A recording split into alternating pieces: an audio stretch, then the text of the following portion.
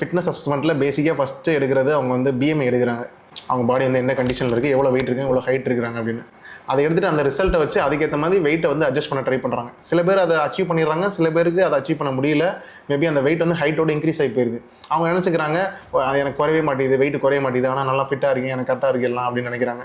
இதை நம்ம எப்படி அப்ரோச் பண்ணுறது? பிஎம்ஐ அப்படின்றது ஒரு பேசிக் தான், பாடி மாஸ் இண்டெக்ஸ்ன்றது.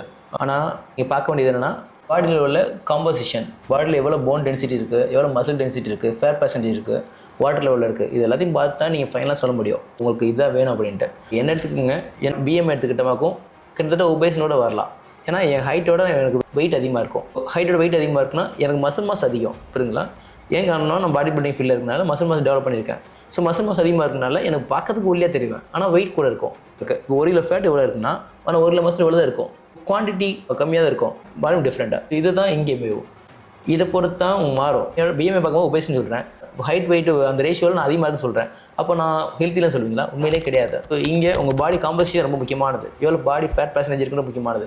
இதை பார்த்து தான் நீங்கள் ஹெல்த்தியாக அன்ஹெல்த்தியாக சொல்ல முடியும். டேரெக்டாக நீங்கள் பிஎம்ஐ பார்த்துட்டு நீங்கள் அன்ஹெல்த்தின்னு சொல்ல முடியாது, தப்பான விஷயம் அது.